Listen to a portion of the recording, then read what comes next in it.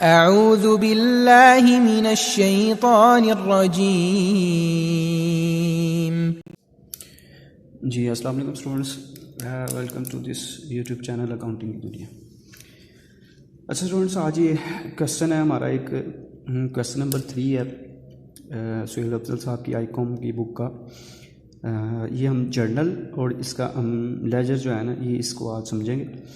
तो ये question number 3 है, जिसमें सबसे पहले ट्रांजैक्शन अगर आप देखें तो उसमें उसने कहा हुआ है कि हम एक कारोबार शुरू कर रहे हैं, started a business with cash 80,000, machinery 10,000 and stock 40,000। कारोबार में 3 चीज़ें हम इन्वेस्ट कर रहे हैं। कैश की अमाउंट बताई गई है 80,000, मशीनरी भी इन्वेस्ट कर रहे हैं 10,000 से, और स्टॉक कारोबार में इन्वेस्ट किया जा रहा है 40,000 से। अगर इन तीनों अमाउंट्स को हम ऐड करते हैं तो हमारा कैपिटल बन रहा है 1,30,000 से। हमारा टोटल कैपिटल हो जाएगा। जो चीज़ें कारोबार में इन्वेस्ट की जा रही हैं इनको टोटल कर लेंगे तो हमारी कैपिटल की अमाउंट आ जाएगी। ठीक हो गया जी। इसके बाद सेकंड उसने हमें फोर्ड को उसने हमें कहा है कि deposit cash into the bank. Bank में हम पैसे जमा करवा रहे हैं।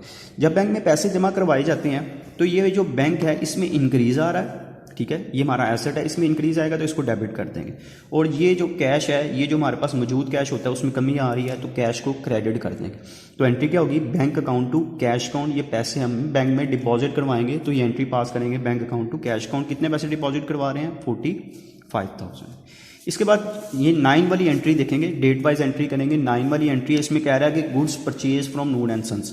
नूर एंड सन्स से हमने गुड्स परचेज किए हैं, ये क्रेडिट पर परचेज किए हैं। ये जो हमने गुड्स परचेज किए हैं नूर एंड सन्स से, ये हमने उधार पे परचेज किए हैं, इसलिए यहाँ पे क्रेडिट साइड पे नूर एंड सन्स लिखा है, ये कैश पे नहीं है।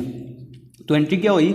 जब भी गुड्स परचेज करते हैं तो परचेजेस डेबिट हो जाती हैं, और नूर एंड सन्स जिनको हमने पैसे देने हैं ये हमारी लायबिलिटी है, इनको क्रेडिट कर देंगे। तो एंट्री बन गई purchase account to Noor and sons account. कितने की गुड्स परचेज की हमने? 20,000 की। इसके बाद ये 14 डेट की एंट्री होगी। 14 को वो कह रहा है जी goods sold to Imran. Imran को हमने चीज़ें बेची हैं, चूंकि उसने सिर्फ इमरान का है नाम दे दिया तो ये ट्रांजैक्शन किस पे है? क्रेडिट पर है, उधार पे है।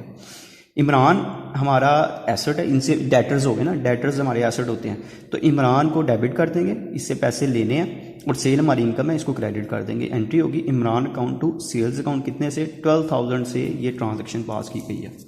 इसके बाद नेक्स्ट उसने हमें कहा है जी 25 डेट को कि नूर एंड सन्स को हम एक चेक इशू कर रहे हैं 19,800 का in full settlement of his account. यानी कि हमने देखे नूर एंड सन्स को ये ऊपर वाली एंट्री में कितने पैसे देने थे? 20,000, लेकिन हम चेक कितने का इशू कर रहे हैं? 19,800 का चेक इशू कर रहे हैं। तो इनका जो डिफरेंस है ये देखें, ये जितने से क्रेडिट है इतने से ही डेबिट होगा तो इसका अकाउंट क्लोज होगा, अदरवाइज इसका अकाउंट क्लोज नहीं हो सकता। नूर एंड सन्स को डेबिट कर दिया 20,000 से ही, बैंक के थ्रू हम पेमेंट कर रहे हैं 19,800, और बाकी जो हमारे पास रह जाएगा, जो पैसे हमने उसको नहीं देने, वो क्या हो जाएगा? डिस्काउंट। इसको डिस्काउंट रिसीव भी लिखा जा सकता है, अगर खाली डिस्काउंट लिख देंगे तब भी गलत नहीं होगा। लास्ट ट्रांजेक्शन जो कि डेट 30 की है, उसमें उसने कहा है कि कैश रिसीव कर रहे हैं हम इमरान से। देखिए इमरान को हमने चीज़ें बेची थी 12,000 की, लेकिन वो हमें पैसे कितने दे रहा है? 11,750 रुपये हमें पेमेंट कर रहा है।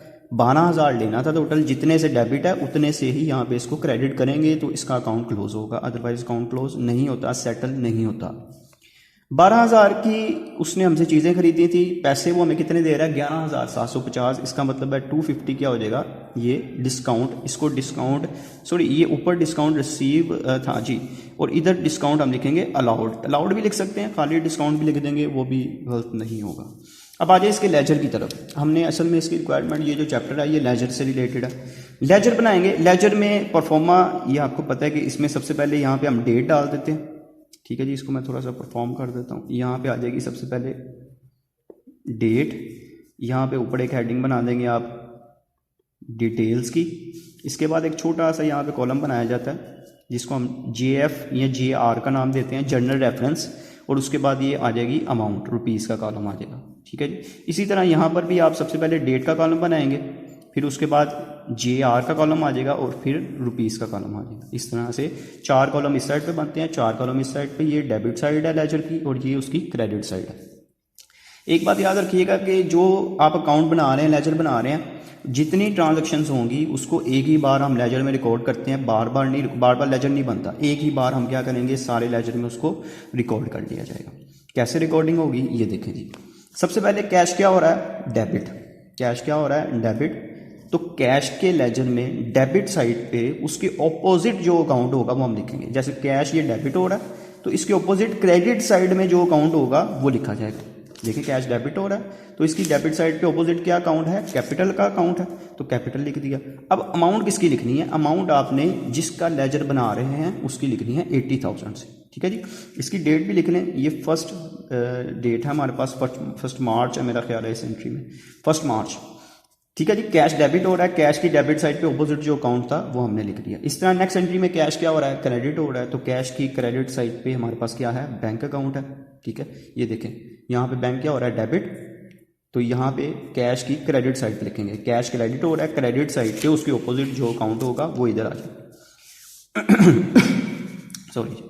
उसके बाद कैश इस बाकी एंट्रीज में नहीं आ रहा है, लास्ट वाली एंट्री में है कैश। कैश क्या हो रहा है, डेबिट, तो कैश की डेबिट साइड पे ऑपोजिट क्या है हमारे पास, इमरान, ये हमने इमरान लिख दिया। और अमाउंट किसकी लिखेंगे, जिसका लेजर बना रहे हैं, कैश का लेजर बना रहे हैं, तो कैश की अमाउंट आ जाएगी 11,750। इसके बाद सेकंड लेजर हम बनाएंगे मशीनरी का। देखिए यहाँ पे सेकंड अकाउंट हमारे पास आ रहा है मशीनरी का, और मशीनरी क्या हो रही है, डेबिट। तो मशीनरी की डेबिट साइड पे ऑपोजिट हमारे पास कैपिटल अकाउंट है, कैपिटल लिखेंगे और उसकी अमाउंट आ जाएगी 10,000।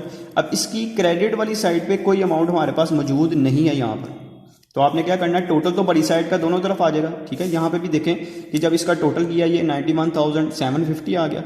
दोनों साइड पे सेम टोटल होना चाहिए, और टोटल कौन सा यहाँ पे लिखना है, बड़ी वाला टोटल, बड़ी अमाउंट जो होगी, बिगर अमाउंट जो होगी उसका टोटल यहाँ पे आ जाएगा। और इसमें से फिर आपने ये जो आपके पास बैंक अकाउंट है इसको सब्ट्रैक्ट कर देना है, तो आपके पास बैलेंस आएगा। और बैलेंस हमेशा छोटी वाली साइड पे लिखा जाएगा, बैलेंस हमेशा किधर आएगा, छोटी वाली साइड पे बैलेंस आएगा। ठीक है, ये वाली इसकी क्रेडिट साइड छोटी थी इसलिए ये बैलेंस किधर आया, क्रेडिट साइड पे। नेक्स्ट मशीनरी अकाउंट, इसकी डेबिट साइड पे हमने कैपिटल लिख लिया, इसकी क्रेडिट साइड पे कोई चीज़ अवेलेबल, कोई अकाउंट अवेलेबल नहीं था, इसलिए इन बच्चों ने अगर ये लेक्चर नहीं लिया तो वो लास्ट वीडियो देख लें, उसमें ये सारा हमारे पास मौजूद है, लेजर हमने किस तरह बनाया था। कैश का लेजर जब बनाया था तो कैश का लेजर बनाने के बाद हमारे पास एक बैलेंस आया था 46,750। ये बैलेंस किस साइड पे है, ये क्रेडिट साइड पे है।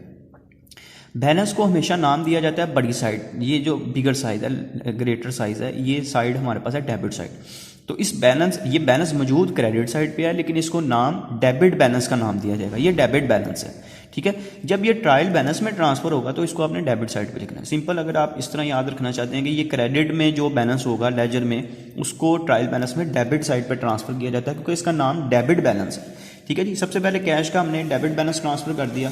इसी तरह नेक्स्ट हमारे पास लेजर था मशीनरी अकाउंट का, और ये भी किस साइड पे है, क्रेडिट साइड पे, तो ये भी डेबिट बैलेंस है, इसलिए इसको भी हमने डेबिट साइड पे ट्रांसफर कर दिया। इसके बाद जो नेक्स्ट हमारे पास लेजर है वो है जी हमारे पास स्टॉक का लेजर। स्टॉक का लेजर का बैलेंस भी आप देखें किस साइड पे है, हमारे पास क्रेडिट साइड पे है। जब ये लेजर में ट्रांसफर होगा तो ये भी डेबिट साइड पे ही ट्रांसफर होगा। उसके बाद हमारे पास आ गया जी कैपिटल का लेजर। कैपिटल का लेजर का बैलेंस 1,30,000 जो कि डेबिट साइड पे मौजूद है। जब इसको हम ट्रायल बैलेंस में ट्रांसफर करेंगे तो इसको क्रेडिट साइड पे ट्रांसफर करेंगे, क्योंकि ये बड़ी साइड हमारे पास बिग ग्रेटर साइज कौन सी है, वो क्रेडिट साइड बड़ी है। इसके बाद हमारे पास आ गया जी बैंक। बैंक का बैलेंस देखें किस साइड पे है जी, ये हमारे पास क्रेडिट साइड पे बैलेंस मौजूद है, लेकिन जब इसको हम ट्रायल बैलेंस में ट्रांसफर करते हैं तो इसको हमने डेबिट साइड पे शिफ्ट करना है। इसके बाद नेक्स्ट हमारे पास आ गया जी इमरान अकाउंट। इमरान अकाउंट देखें ये दोनों साइड इक्वल है, इसमें किसी किस्म का हमारे पास बैलेंस नहीं आया। उसकी वजह क्या है कि दोनों साइड इक्वल है, तो यहाँ पर भी आपने देखे कोई बैलेंस नहीं लिखना, आपने डैश लिख देना है। अकाउंट जरूर लिखना है लेकिन उसके आगे बैलेंस आपने किसी किस्म का नहीं लिखना। इसके बाद हमारे पास नेक्स्ट जो लेजर था जी वो है था सेल्स का लेजर। सेल्स का लेजर देखें, जब सेल का हमने लेजर बनाया था तो इसका बैलेंस डेबिट साइड पे आया था 12,000। इसी तरह जब इसको हम ट्रायल बैलेंस में ट्रांसफर करेंगे तो ये क्रेडिट बैलेंस के तौर पर क्रेडिट साइड पे शो होगा। फर्दर इसके बाद हमारे पास आ गया जी परचेज का लेजर। परचेज का लेजर का बैलेंस आप देखें किस साइड पे मौजूद है, क्रेडिट साइड पे, लेकिन जब ये ट्रायल बैलेंस में ट्रांसफर होगा तो इसको डेबिट साइड पे ट्रांसफर करेंगे डेबिट बैलेंस के नाम से। ठीक है, ये डेबिट बैलेंस है तो डेबिट साइड पर ट्रांसफर होगा। इसके बाद ये हमारे पास आ गया डिस्काउंट का लेजर। तो डिस्काउंट का लेजर का देखें इसका बैलेंस भी किस साइड पे है, क्रेडिट साइड पे, तो जब ये ट्रायल बैलेंस में ट्रांसफर होगा इसको डेबिट साइड पे शिफ्ट किया जाएगा। उसके बाद हमने बनाया था जी नूर एंड सन्स का। नूर एंड सन्स का जो ये लेजर था ये दोनों साइड इक्वल थी, दोनों साइड की हमारे पास इक्वल है, इसमें किसी किस्म का बैलेंस मौजूद नहीं है। तो नूर एंड सन्स हमने लिखा और उसके आगे हमने दोनों साइड पे डैश डाल दिया, यानी कि ये दोनों साइड आपस में क्या है, इक्वल है। तो ये हमारा ट्रायल बैलेंस कंप्लीट हो गया। अब जब आपने इसका टोटल करना है तो ये जो टोटल हैं ये दोनों आपस में इक्वल होने चाहिए। अगर ये इक्वल नहीं आते तो इसका मतलब है कि आपका जर्नल, लेजर या कहीं ट्रांसफ़र करते हुए ट्रायल बैलेंस में आपने कोई गलती कर दी है, तो आप इसको दोबारा आपको चेक करना पड़ेगा। इसलिए इसको बड़े एहतियात से जर्नल लेजर ट्रायल बैलेंस को करना चाहिए, ताकि लास्ट पे जाके दोबारा रीचेक करना वो ज़्यादा प्रॉब्लम का बायस बनता है। तो ये देखिए हमारी दोनों साइड का जब मैंने टोटल किया तो ये दोनों साइड का टोटल क्या है, इक्वल आया। इसका मतलब है ये हमारा क्वेश्चन ठीक है। उम्मीद है कि ये ट्रायल बैलेंस भी आपको समझ लग गया होगा। प्रॉब्लम आती है मुझे कमेंट सेक्शन में बताइएगा। फर्दर इंशाल्लाह नेक्स्ट लेक्चर में आपसे मुलाकात होगी स्टूडेंट्स। तब तक के लिए अल्लाह हाफिज़।